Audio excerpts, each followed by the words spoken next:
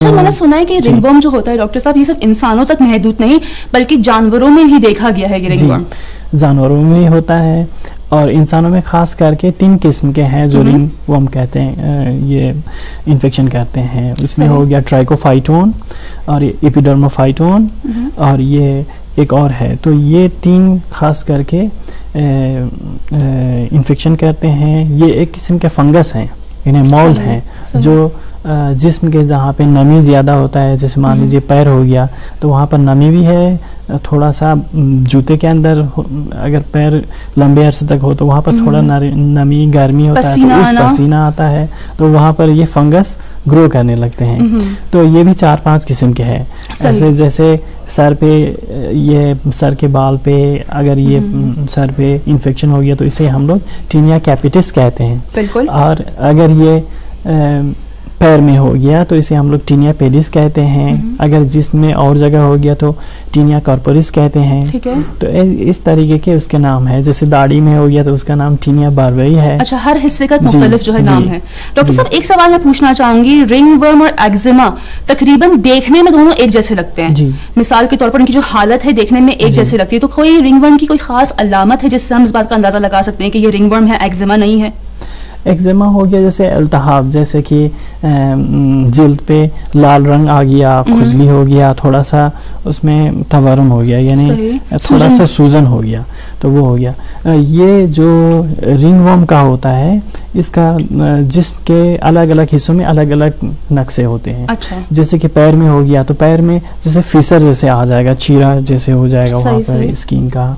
और अगर नाखूनों के बीच में है तो वहाँ सूखने लगेगा, पीला रंग पड़ जाएगा।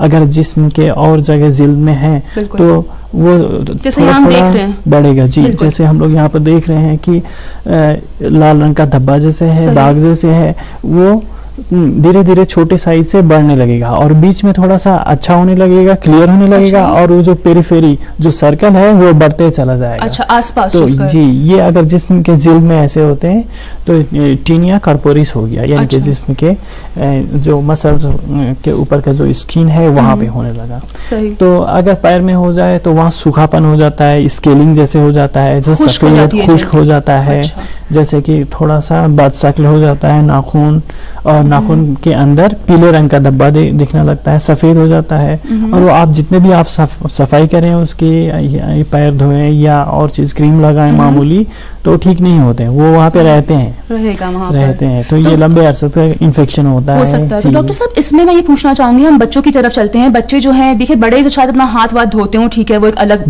बात है। छोटे बच्चों में अक्सर होता है खेल कूद के दौरान जो है इस बात का ख्याल नहीं रखते कि कहाँ खेल रहे हैं, जरासीम कहाँ पर है।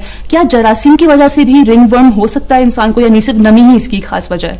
ऐसे जो बच्चे मान लीजिए हैवान से भी खेलते हैं, जानवर से खेलते हैं, या जैसे घर के आसपास बिल्ली कुत्ते हो गए, या और चीज़ के एक्सपोजर में आते हैं फंगस, जैसे घर के कोने में कहीं पे मान लीजिए एक नारंगी या पुर्तगाल वहाँ पे पड़ा हुआ है कुछ दिनों से, वहाँ पे मोल्ड हो गया, ठीक है, मोल्ड हो गया, फंगस वहाँ पे ग्रो हो रहा है। तो बच्चा खेलते खेलते वहाँ चला गया तो वहाँ से भी इन्फेक्शन हो सकता है। और ये बच्चों में थोड़ा सा इम्यूनिटी ग्रो अप हो रही होती है, फुली डेवलप नहीं होती है। जो 5 साल के कम के बच्चे होते हैं उनमें इम्यूनिटी अभी बढ़ रहा होता है, अच्छा हो रहा है, इतनी बेहतरीन तरीके से बनी नहीं होती।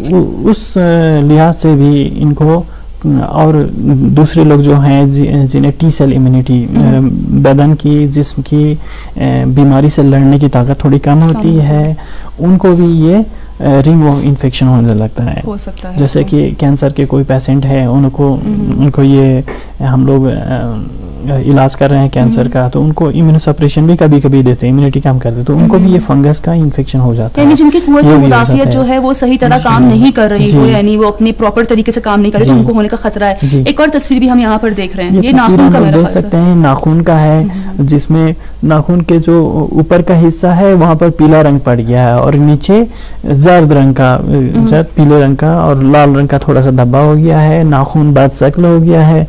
तो ये भी एक किस्म का ये फंगस इन्फेक्शन है, इसे हम लोग टीनिया पीडिस कहते हैं, जो नाखूनों के और आसपास हो जाता है। तो इसका भी इलाज है, और इसका खास चीज़ ये है कि आपको थोड़ा सा महसूस होता है ये नाखूनों के आसपास है तो कोई चीज़ भारी जैसा आपको एहसास होगा, खुजली होते रहेगा, जैसे कि अनकंफर्टेबल आपको फील होता रहेगा।